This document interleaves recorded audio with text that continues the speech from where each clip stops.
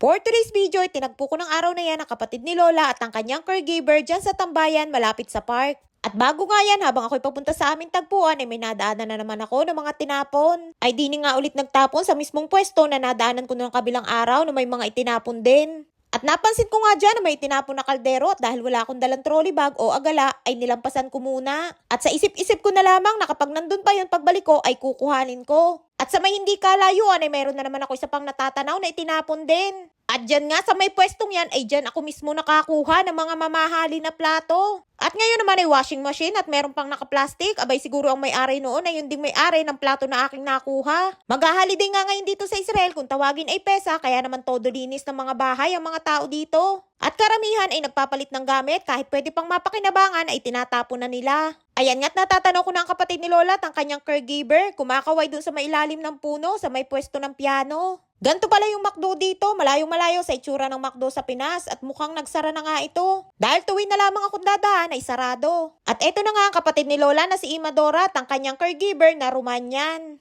Todo paliwanag nga dyan sa akin si Imadora kung ano ang laman ng paper bag. Mayroong ointment, fresh na mint at mga bulaklak na pinitas niya sa kanyang garden. Mahilig nga si Imadora sa mga bulaklak at isa yan sa kanyang libangan ang mag-alaga ng mga halaman. Ayan nga't ipinakita pa niya sa akin ang kanyang mga pinitas na roses at ang akala ko nga ay binili niya. Hitsura pa nga lamang ng mga roses ay mukhang imported na, malalaki ang mga bulaklak nito at napakabango. At sabi pa nga dyan sa akin ni Imadora na kapag dating ko ng bahay ay pakita ko muna kay Lola bago ko ilagay sa flower vase. Yung caregiver pala ni Imadora ay bago pa lamang yan dito at wala pang isang buwan. Ang ibig sabihin niyan ay tumatanggap ng mga caregivers ang Israel mula sa ibang bansa maliban sa Pilipinas. Ay bakit nga ba kabukod tangi ang Pilipinas na stop hiring ang mga caregivers papunta dito sa Israel? Samantalang ang ibang bansa katulad nga ng Romania, Nepal, Sri Lanka, India ay patuloy na nakakarating dito kahit na may kaguluhan. Ang totoong dahilan yan kung bakit stop hiring ang Pilipinas ay dahil mismong POEA ang nagpahinto nito. Dahil government to government na ang applyan at wala ng agency kaya naman direkta na sa POEA. At nagkaroon ng kasunduan na wala ng placement fee. Ang kaso ay humihingi ang agency dito sa Israel na nagkakahalaga ng nasa 60,000 pesos sa pera natin sa Pinas. Para siguro sa pag-asikaso ng mga dokumento ng mga aplikante na nagnanais na makapagtrabaho dito. Ang kaso ay ayaw ng POEA at ang ginawa ay tinigil ang pagpaparating dito ng mga Pilipino. Ang ending, ang kawaawa ay yung mga aplikante na pinoproseso na ang kanilang mga papel. At tuluyan na nga na hindi nakaalis kung pumayag lamang sana ang POEA sa hinihinging bayad ng agency na 60,000 pesos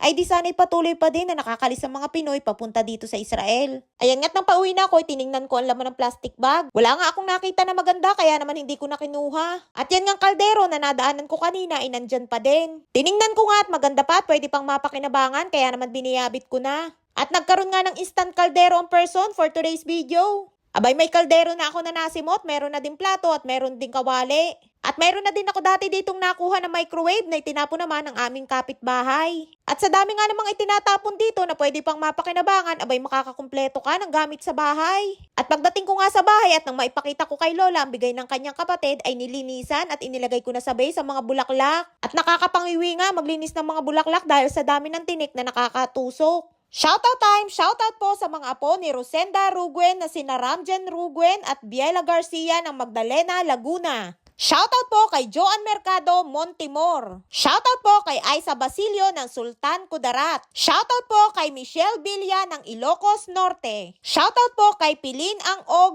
Masayo ng Zamboanga, Sibugay. Shoutout po kay Marilu Victorio Escano ng Lengayen, Pangasinan. Maraming pong salamat sa inyong laging panonood. Mag-iingat po kayo palagi.